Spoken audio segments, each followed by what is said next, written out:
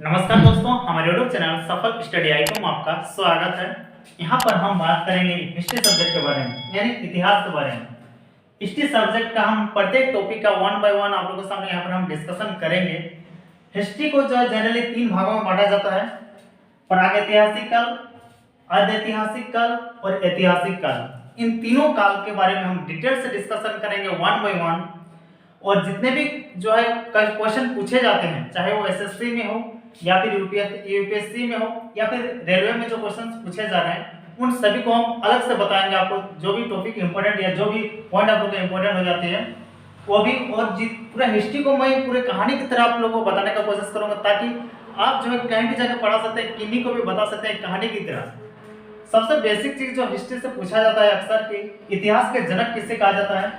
तो इतिहास के जनक जो है, इस बात को याद रखिएगा, एमसीक्यू में पूछा जाता है, हेरोडोटस को कहा जाता है, हेरोडोटस। तो ये जो है एमसीक्यू का 1 नंबर का क्वेश्चन है, आप नोट कर सकते हैं। इतिहास का जनक जो है हेरोडोटस को कहा जाता है। तो हिस्ट्री के जितने भी कालखंड हैं, प्रागैतिहासिक काल हो, अर्धऐतिहासिक काल हो और ऐतिहासिक काल, इन तीनों का हम डिस्कशन करेंगे।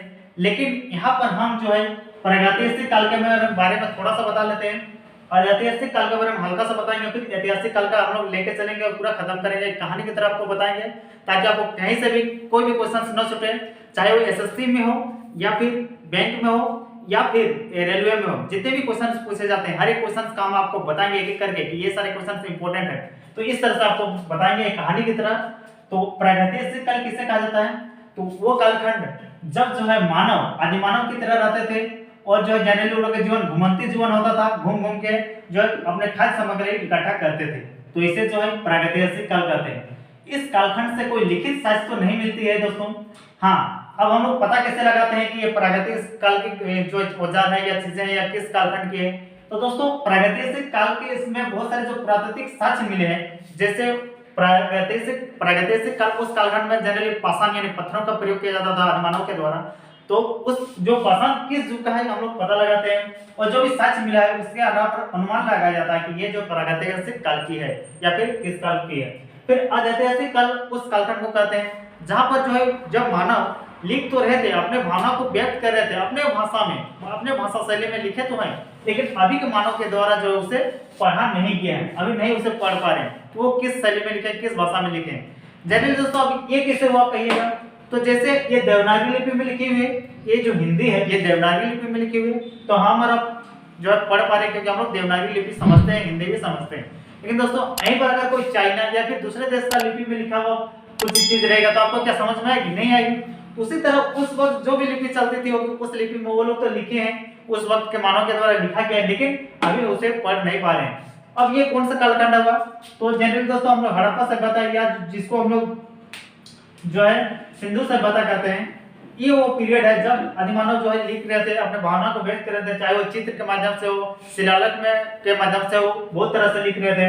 लेकिन अभी उसमें क्या कुछ लिखा हुआ है वो जो है अभी के मानव से सीधे तौर पर नहीं पढ़ पा रहे हैं। बस उस वक्त के जो भी साक्ष्य मिले, पुरातात्विक साक्ष्य मिले हैं, औजार मिले हैं, और जो भी चीजें मिली है उनसे बस अनुमान लगा के जो है इतिहासकार लोग वो बताते हैं कि इस कालखंड में ये चीज सारी चीज हुई होगी। फिर जो है दोस्तों तीसरा जो आता है वो ऐतिहासिक काल।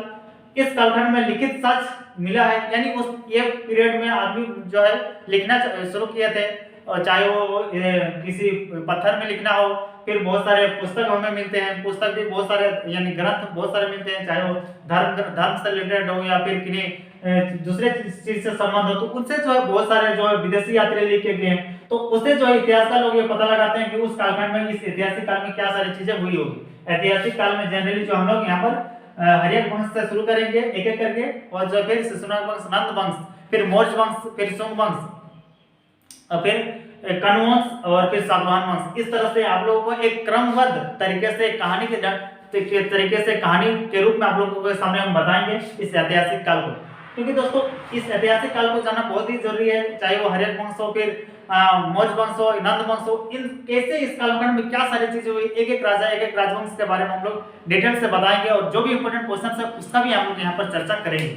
तो दोस्तों हम लोग शुरू करते हैं इस ऐतिहासिक काल के बारे में, हम लोग यहाँ पर पढ़ना शुरू करते हैं।